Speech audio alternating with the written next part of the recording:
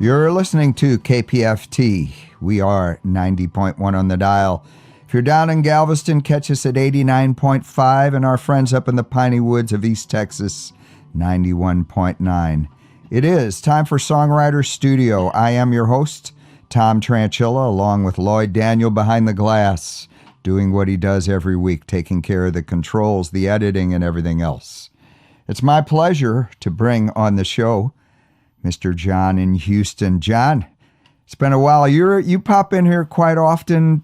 You bring your guests in that have been wonderful during our show, especially during the pandemic. And you represent so many artists. I don't even know. I don't even know if you know how many artists you represent. But you sent me a blog of something that interests you, that is at the core of your interest, and we have to talk about this on the air. Why don't you let the listening audience know a little bit about what's going on, what's on your mind, and what you plan or hope to plan to do?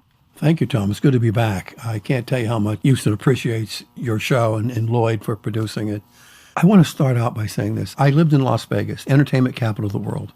I then lived in Chicago, which everybody knows, the famous Chicago blues. Okay, Willie Dixon, Muddy Waters, Howlin' Wolf. You go down a list. I mean, it's just incredible, right? And I moved from Chicago to Houston back in 1995. I loved music.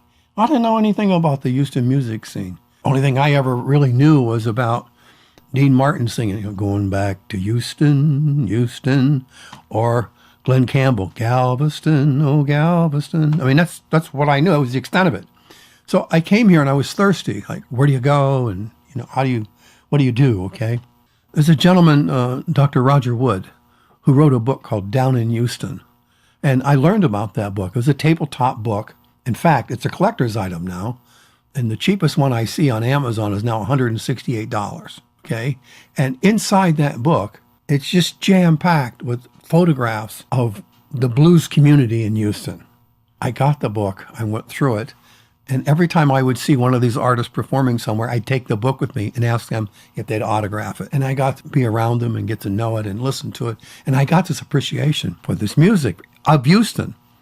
And I had met Richard Cagle. And I said, Richard, there's something about this music that doesn't quite sound the same as Chicago blues and other places, okay? Delta. He goes, yes. He goes, he said, we call it musical gumbo. Oh, really? Yes. He said, it's a mix between what comes out of Louisiana and Texas and other points, and all comes here. And after that, okay, as I tell you, I was meeting these artists, okay, and artists like Ray Cashman, tremendous songwriter, blues songwriter. Ray left Houston and went to Austin looking to make his bones. He leaves Austin and he goes to Nashville. And then he leaves Nashville and he goes to Europe and he finds success in Europe. And then he comes back and he buys a home up in Montgomery in the woods. And I said, what brought you back? He said, it's the people and the music. It's the vibe. It's everything about it. Now, I'm sharing all that because as I feel all this and see all this, it began to hit me that, like, man, there ought to be some major blues festival here. I mean, these people got a lot to say. This should be shared with the world. But yet our people, the great Trudy Lynn, the marvelous Diana Greenleaf, I mean, just a list you could go on and on with, okay? The late, great Milton Hopkins. Oh, my God, yes, Milton's marvelous, okay? James Bolden. I mean, you just can go down the list of people. Anyways, they are going other places and performing. And I noticed that those communities are getting behind their blues community. And I wanted to know, why not Houston? Why, the city of Chicago, I believe, if I got the number correct, is around 500,000 people a year that attend Chicago Blues Fest, okay? The city puts that on. The city, I mean, they're into it big time. New Orleans, our neighbor, okay? New Orleans has the Jazz Fest. In 2020, Shell Oil Company, okay, sponsored the Jazz Fest in New Orleans. 425,000 people went to that event. And then I look at Houston, and we have nothing. And yet we have all this talent. We have all this greatness here. And so it began to stir inside me and bother me. I don't want to run a festival. I really don't want anything to do with it. I just think it's just something not right. It bugs me that we don't have this here. And so I wrote the piece you read in the blog about why not Houston? Why isn't it here? And that's how it all came together, Tom. We talked before the show about the international festival that used to be held here, and some years ago, we're not even sure, but it was discontinued, 6, maybe 8 years ago. why? Why was it discontinued? Why hasn't a jazz or a blues festival taken its place? And I know there were some financial issues behind it, but again, you, from what I understand, you had a proposal that you would like to have presented to the city. It just never went anywhere. And is this something in the future that can happen? I believe you believe that is something that can happen.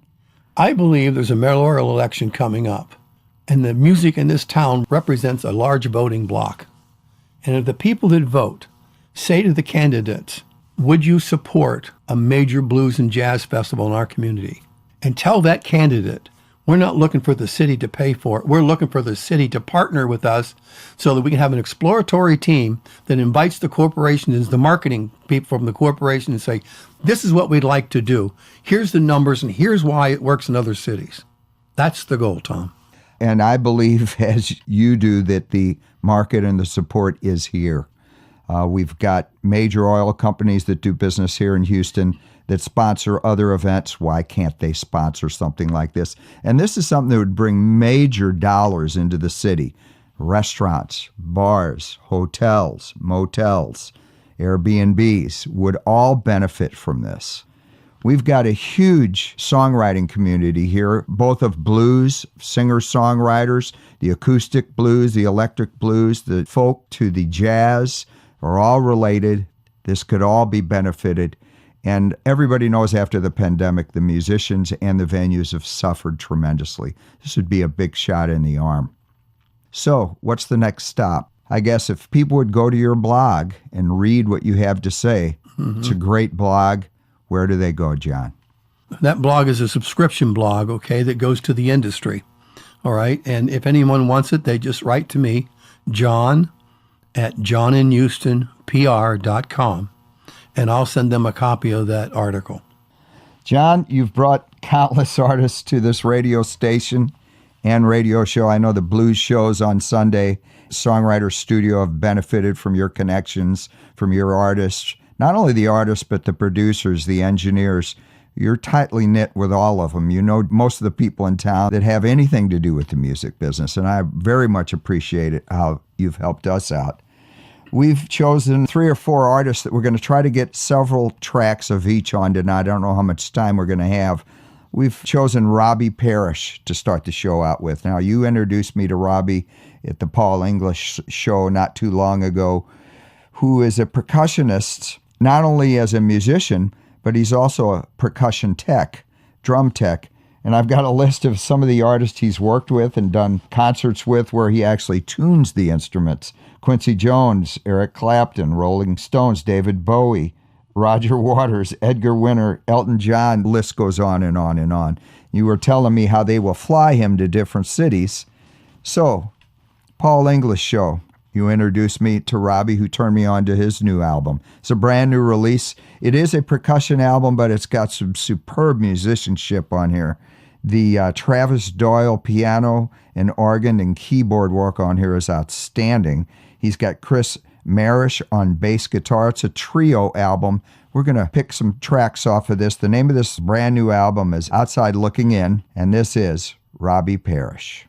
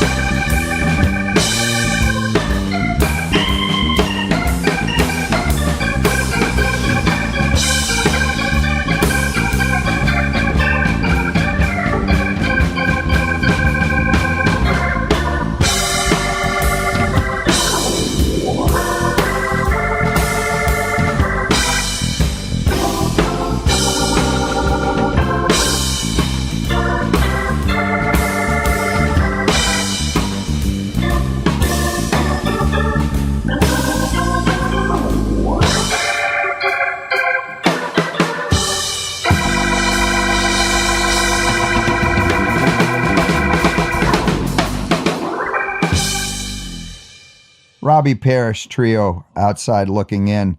Brand new music, Back at the Chicken Shack.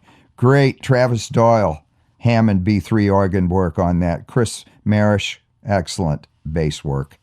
You know, this particular song and several on this brand new album remind me so much of the Brian Auger band of the 70s and 80s. Just very, very tight, very traditional, good, solid jazz. Up next, we've got Catching Up. This is a rockin' jazz tune. Again, this album was turned on to me through an introduction by John in Houston, who's our guest on Songwriter Studio this afternoon. Let's listen to this track off the new Robbie Parrish album, Outside Looking In. The name of this track, Catching Up.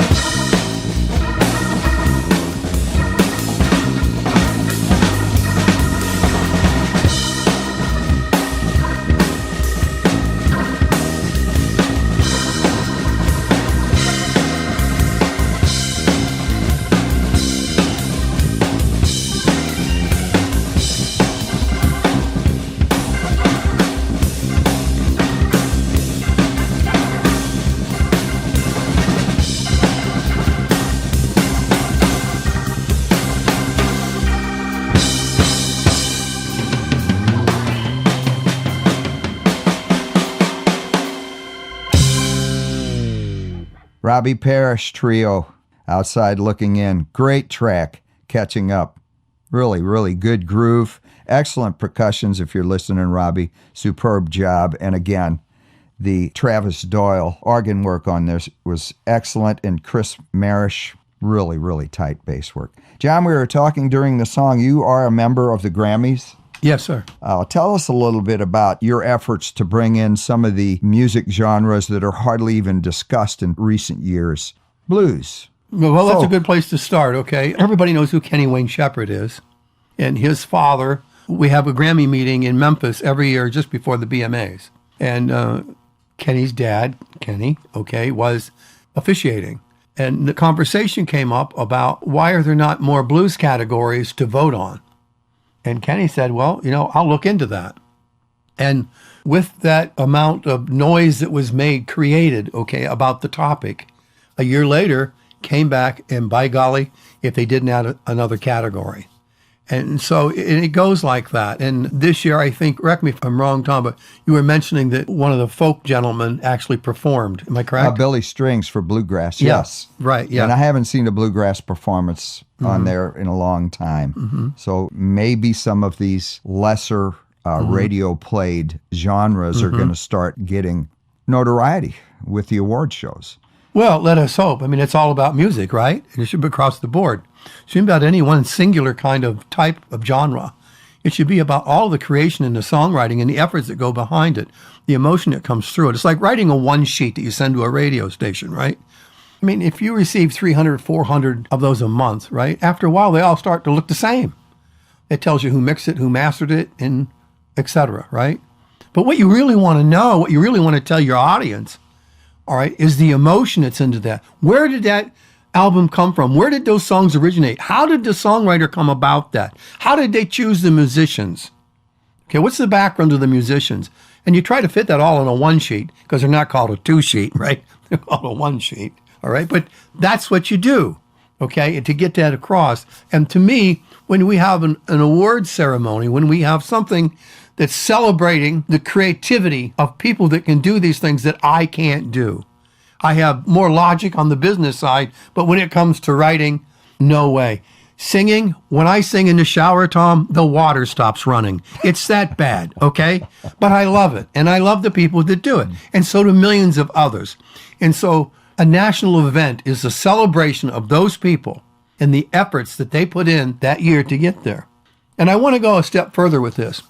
Just recently, we had our annual called Grammy Block Party in Austin, right? And if you're a Grammy member, there's two types of events, meetings, okay? One is a closed meeting, but you cannot bring a guest.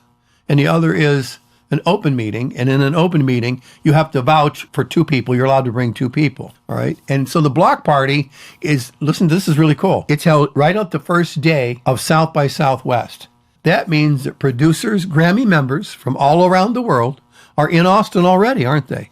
And so our people, our Texas chapter, is hosting this event.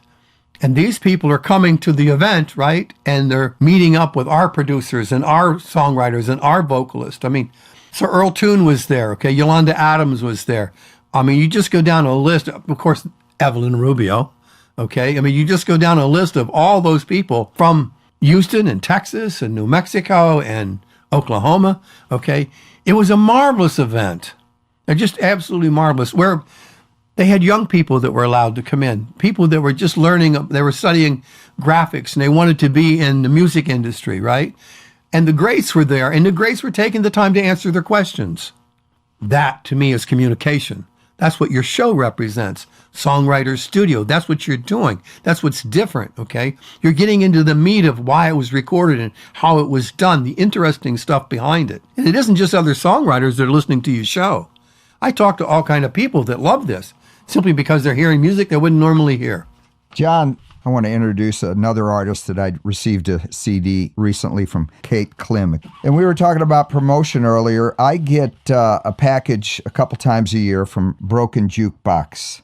Adam Dawson sends me a package of great songwriters, all genres, from country to folk to jazz. This was produced by Andrew Delaney, who's been a guest on my show as well. Again, this is brand new music from Kate Klim. Something Green, the name of the new album, and it's just an excellent piece of work. It's folk jazz. She very much reminds me of Sarah McLachlan. I'm going to play a track off of this, but while we're on the subject of the Grammys, I just wanted to bring this up before we move on to the next artist, and that is I watched the Grammys over the years and have probably for 40 or 50 years. I'm becoming more disappointed in the stage acts they have that are concentrating more on fashion, on dance, than the music itself. And I think they're missing the whole point of what the Grammy Awards are supposed to represent. That being said, let's hear some brand new music from Kate Klim, Something Green. This is the title track, Something Green.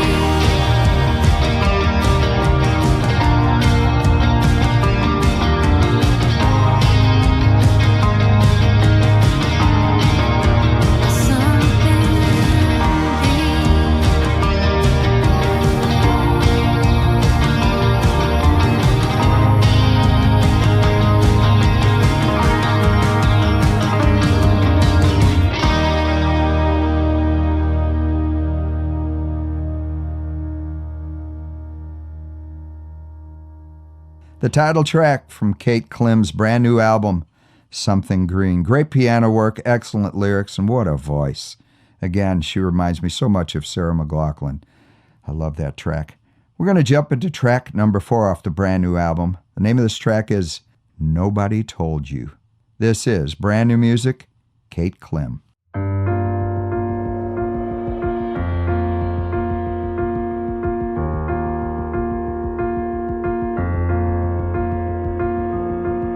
They sent you off to the jungle, the Pacific. You said goodbye to your mom and you left. You thought you fought for the good guys. We always think that we're the good guys. Only order was to never give in. Nobody told you when the war was over. The war was over. No one told you for years. When all you know who you are is a soldier. Well, if you're not a soldier, why are you here? Why are you here? 30 years you kept up all your defenses. Every day like you were under attack. And you were mean, you scared the villagers senseless. And you shot and you burned. And when they fought back, they tried to tell you that the war was over. The war was over, but you would not believe. And all you know who you are is a soldier. Well, if you're not a soldier, what will you be? What will you be?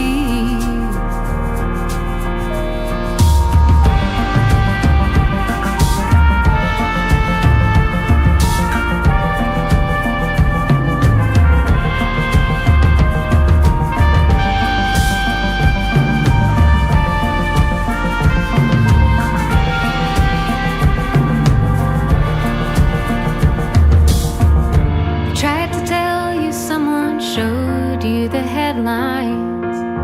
Took one look and you decided they were fake. They dropped you letters from the sky, from your family. And when that didn't work, they wondered what would it take. Somebody tracked down your former commander. He was the owner of a bookstore. He'd retired in 58. They flew him down. You said you promised to come get me. He said, I'm getting you now. I'm just 30 years late. Nobody told you that the war is over. The war is over. It's over and done, done, done. Nobody told you but the war is over. The war is over. The war is over. The war is over and the other guys won.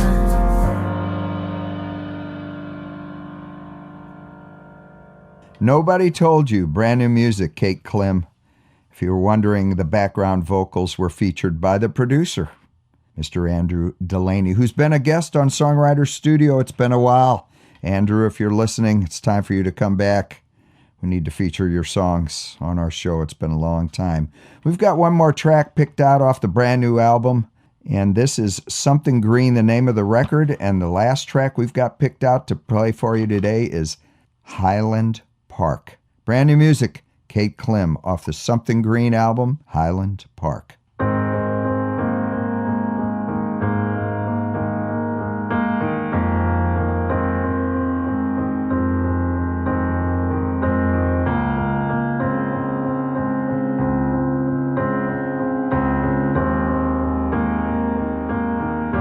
In Highland Park, our place was small. Our yard was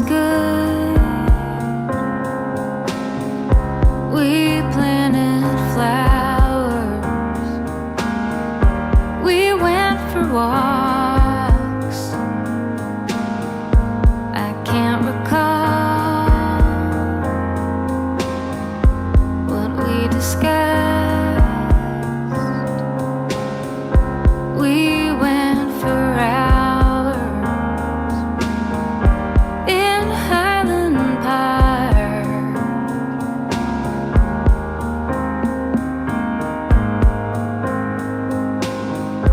When you proposed, we'd gotten lost out on a hike up by the parkway. It never goes the way you thought. That's what she said when you asked. It was the best day in Highland Park.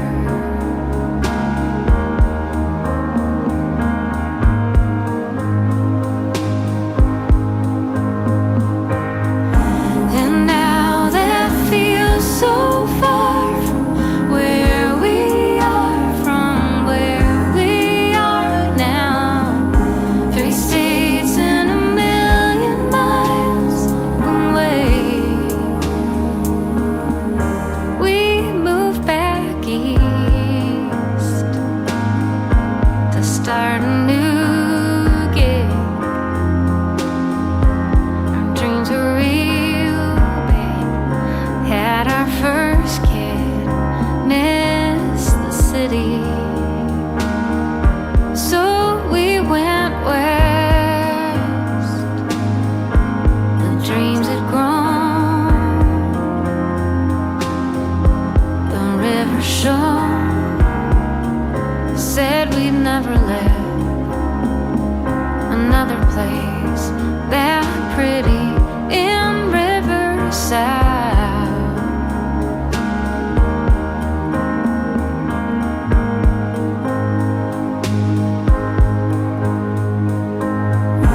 And now that feels just like another life, another lifetime.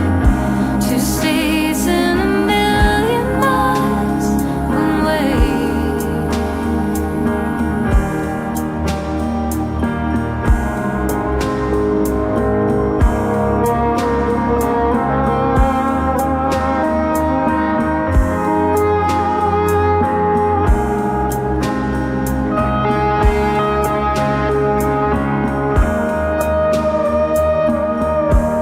So here we are,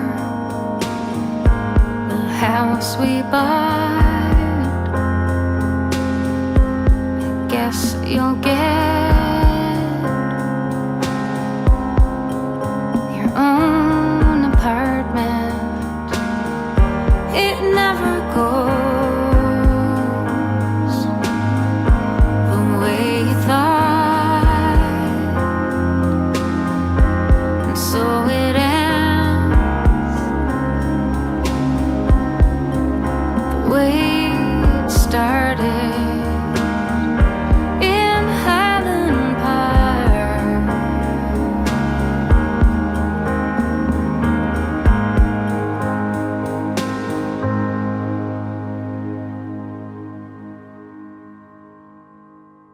Highland Park, brand new music, Kate Klim. The name of the new album, Something Green. If you like Sarah McLachlan, you'll love this album. It's excellent. Go to kateklim.com if you want to order a copy. Check her out online, or just Google her name and see what she's got in the YouTubes. John in Houston's been our guest this afternoon on Songwriter Studio, bringing us some great insight, and I hope the possible proposal down the road for the city of Houston to bring up some kind of blues, jazz, or blues and jazz festival will be something we can look forward to. We're going to stay on top of this, keep us updated, let us know if anything happens. I'd mentioned earlier in the show you represent a lot of artists, do a lot of promotion for a lot of artists. I don't even know how many. Every time I turn around, I'm getting one of your blogs for a new release from this artist or that artist, not just locally here, but all over the country and out of the country. Tell us a little bit about that and possibly some of the new releases we can look forward to. Well, thank you. I think that the best way to go about this is to share that not everybody has a release all at the same time, but they're all working towards that goal. And so I'm working with them, learning where they're going and what they want to do and how we're going to approach the market and how we're going to keep the visibility up and what we're going to do to satisfy their itch, what they want. Some of the things that go on beyond just the recording itself, let's take Evelyn Rubio. Okay, Evelyn has been performing in Mexico. She came up and went to the Grammy Block Party. She's a member in Austin. And while she's there, she gets a phone call, and she's been invited back down to perform again. And I think that's exciting because that's international. Okay, and Evelyn has played in Italy. Okay, I mean, just a number of places. I can't think of everything off the top of my head. And very much in demand and a very nice young lady. Okay, of course, I had worked with Trudy Lynn for about 3 years. And I can't even begin to tell you, Tom, the amount of respect I have for that woman. She is the epitome of the word traditional blues, or words, I should say. I know you accompanied her, too, in one of her European tours as well. Not to European, no, but in going to Memphis, going to the Blues Music Awards. Okay, it was the blues. Yeah, definitely, okay. And she is just an incredible writer, okay? And I know you recently had her on your show, okay? And what a joy to be around. Okay, and what I'm getting to... She's the nicest person, isn't she? My golly, yes, I'm telling you. She doesn't have 1 ounce of arrogance on her shoulders. I mean, no. She's just... no. She's the girl next door. I cut you off. Continue, No, please. that's all right. I said to Trudy, how many albums have you done now? She goes, John, I don't even know. She goes, I'm not sure. I think I lost track at 13 or 14. Well, I think we pegged that down during the interview. She just released her 18th album.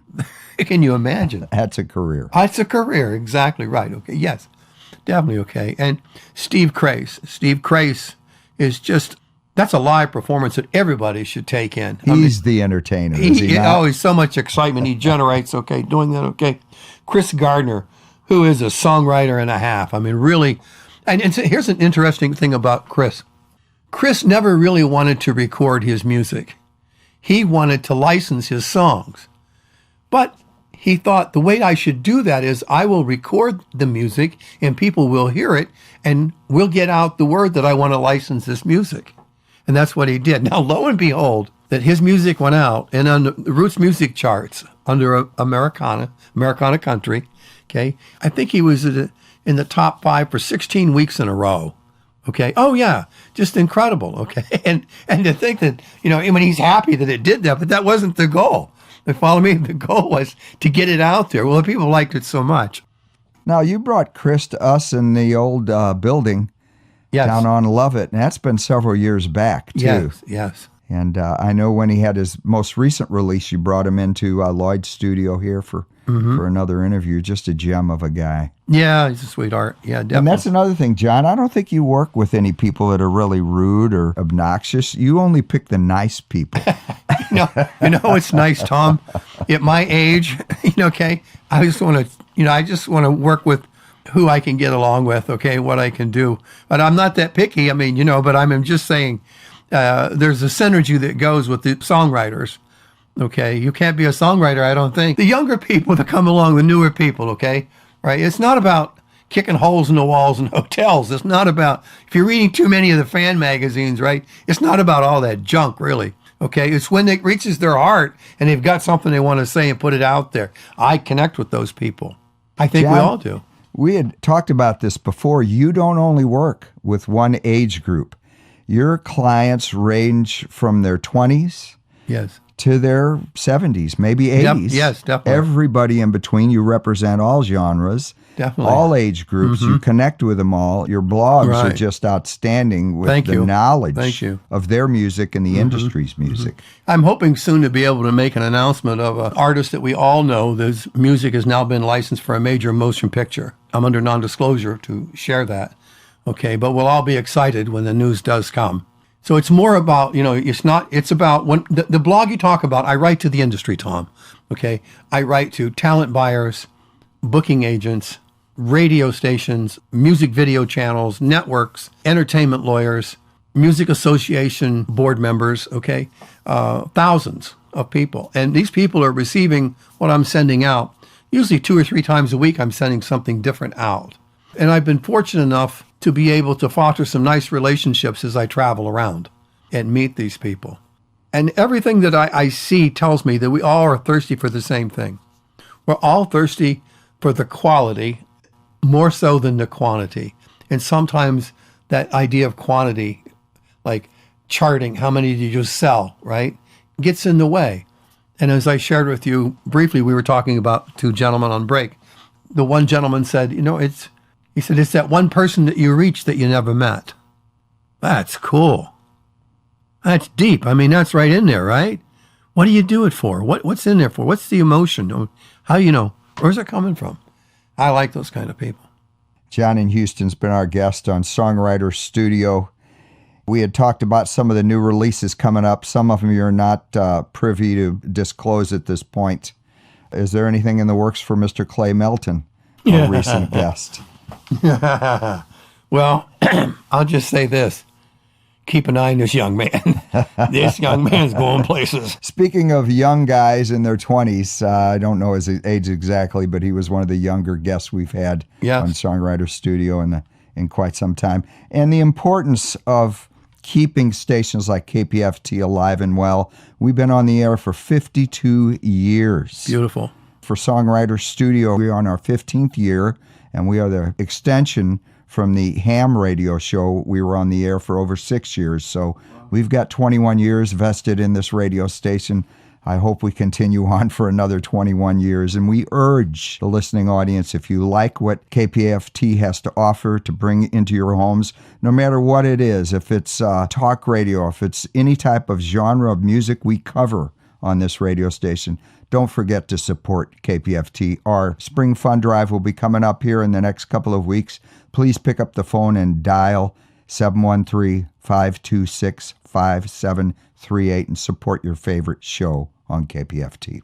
We've been playing brand new music from Kate Klim, Something Green. We've got one more track selected here that we can squeeze on this show. This track's called But You Can't. Again, this is the brand new release, Something Green, engineered by Michael Briggs and mastered by Eric Broyhill. Great new album by Kate Klim. Let's listen to the last track we have selected, But You Can't. Today I held a funeral for a frog on my front porch. Gave a pretty decent speech, how life is dazzling and short. Then we put it in a shoebox, and I snuck it in the trash when we were done. Who am I to tell my kids they shouldn't care about things like that? All they know is something's gone and that it isn't coming back. And everything is precious, at least it feels that way when you're that young. You wanna keep it but you can't. You wanna keep it but you can't. You wanna keep it but you can't, so you scream and you shout. We have a Tupperware container with 1,000 Pop-A-Loos. Cried a tear for everyone, they were unbearable to lose. Don't know why I keep on buying them, they just look so damn happy when I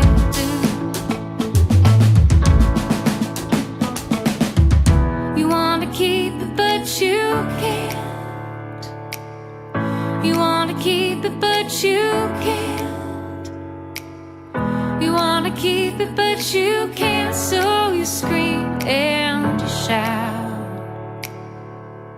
You scream and you shout. You scream and you shout. You scream and you shout. You scream and you shout. You scream and you shout. You scream and you shout. You scream and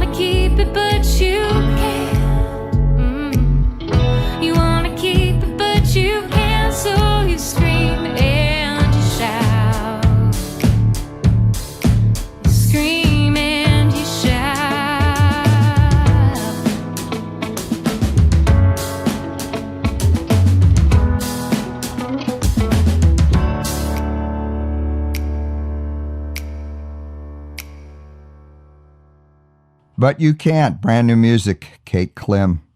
Something Green, the name of the new album. If you're interested in Kate, go to her website, kateklim.com. Let her know, and let her know you heard the music on Songwriter Studio here on KPFT. A couple things, we're just about out of time here. I wanted to discuss a couple of the great shows coming up. We've got Main Street Crossing, Larry Gatlin. I understand there may be a few tickets left. We had Matt Davis on the show last week, and he had mentioned that both shows may be sold out, but check with him, see if there's some open tickets. Trout Fishing in America will be there Sunday, May 1st. If you've not seen Trout Fishing in America, what a fantastic show these two put on. That's at Main Street Crossing on May 1st. Again, big thanks to John in Houston. John, we were talking a little bit during that last song about so many of the kids in this country do not have instruments. They want to play in the school bands. And the instrument donations are always welcome. Go to the band directors and teachers at your various schools in your own neighborhood if you've got instruments. Why don't you expand on this just a little bit? When I was young and I was coming up, my grandmother didn't want me to play football. She wanted me to be in the band. But I didn't know what instrument I wanted to play. And a gentleman named Mr. Pulio was the band director, and she introduced me to him. And he introduced me to the trombone. And I thought, what a strange instrument. But there I'd go, and I sat in this closet with a mentor, a tutor, who would teach me the slide positions and what to do. I come from a poor family. We didn't have an instrument. Someone had donated this trombone to the school, and Mr. Pulio gave it to me. I never forgot that. And over the years, I've heard various artists say that I'm not using this or using that. If I knew who to give it to, I would. And that brings up your point. Okay, the band leaders always have someone knocking on their door. They need an instrument for them. So if someone's got something out there and you're not using it anymore, just call your local middle school or high school and say, I've got this, what do you think? And I'll bet you something good will come out of it. While we're on that subject, I know Kerrville Festival, hopefully they're back up and running this year. I've got my tickets. Ken Gaines used to do the collection of guitars for the underprivileged children and make sure they got distributed. Go to Ken Gaines' website and check out how you can donate an instrument if you're interested in that. Please stick around. Up next, we have Irish Airs, followed by our friends at the Bluegrass Depot. John in Houston, thank you so much for being our guests on Songwriter Studio. We are going to go out with brand new music from Robbie Parrish, another track of Outside Looking In. The name of this track, Sometimes Sunshine. Tom Tranchilla saying goodbye, and Lloyd Daniel in the booth says, join us next week on Songwriter Studio.